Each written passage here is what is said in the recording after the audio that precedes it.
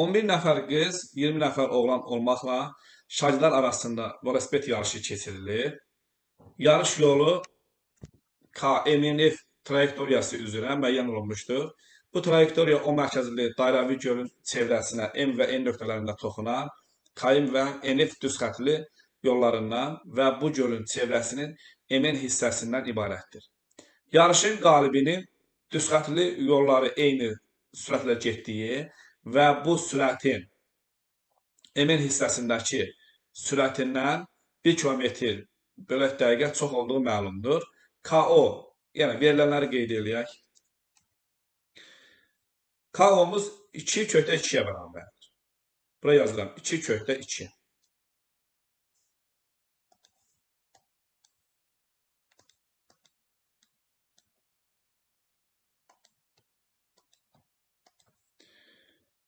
2/2.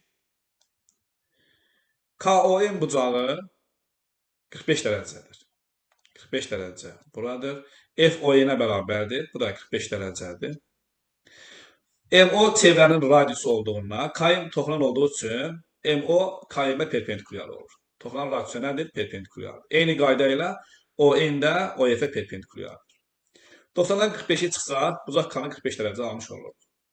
Eyni qayda ilə F bucağını da 45 dərəcə almış oluruq. Biz burada nələr almış olduq? Bərabər yanlı düzbucaqlı bucaqlar. Bərabər yanlı düzbucaqlı bucaqda hipotenuz katetdən kökdə 2 dəfə böyükdür.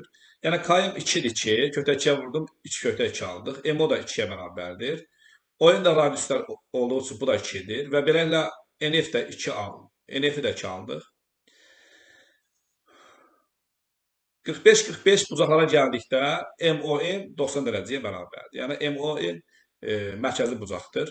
MN də ki, təbii ki, qövsdür. Fərz edək ki, yarışın qalibi KM düz xətti boyunca və NF düz xətti boyunca eyni sürətlə hərəkət edir. MN-də fərz edək ki, yox. Yəni, burada şərt verilibdir. Yəni, eyni sürətlə hərəkət edilibdir. KM-də olan sürət, MN-də olan sürətdən 1 km bölək dəqiqə çoxdur. MN-də olan sürəti mən x qəbul etsəm, KM-də və NF-də olan sürət x plus 1 olur. Və bizə ayrı nə verir? Yarış yolunun uzunluğunu tapın. Yarış yolunun uzunluğunu tapın.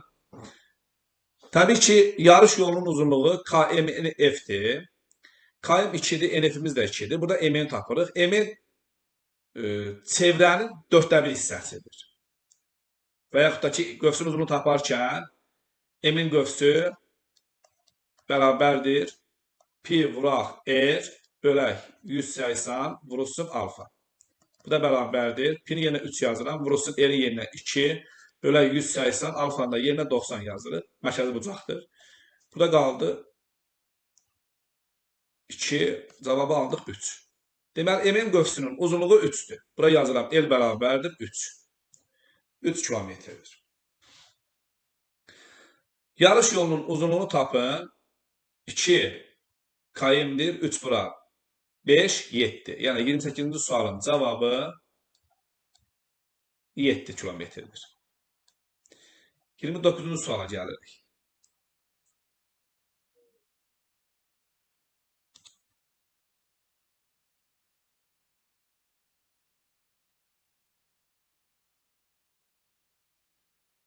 Yarışın qalibi bütün yola 7,5 dəqiqə vaxt sərf edir. Bütün yola 7,5 dəqiqə vaxt sərf edirsə, o yarış yolunun MN hissəsini hansı sürətlə gedibdir? Şəkili biz yenidən burada çəksək.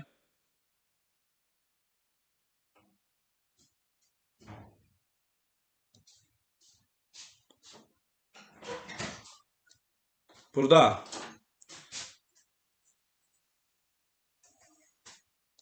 yarış yolu bu formadadır. KMNF-dir. KMNF-dir. KMNF-dir. KM'nin uzunluğu 2 idi. KM'nin uzunluğu 2.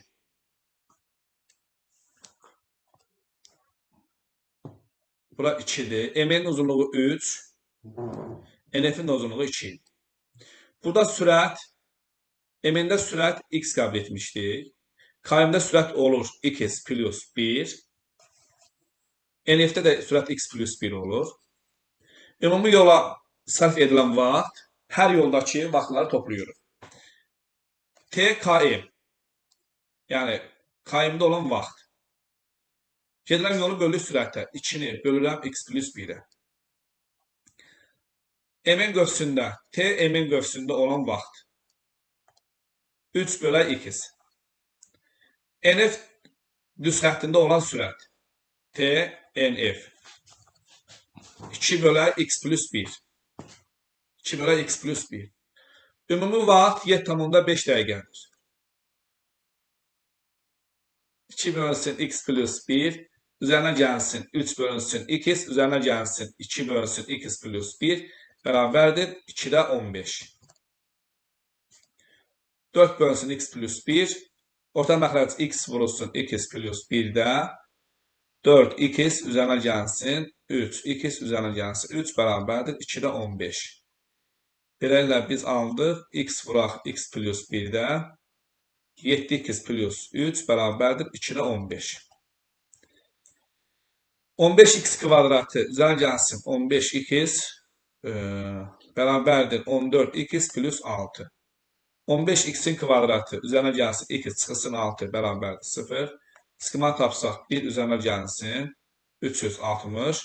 Buradan da x1 bərabərdir mənfi 1. Mənfi 1 üzərinə gəlsin 19 bölünsün 30.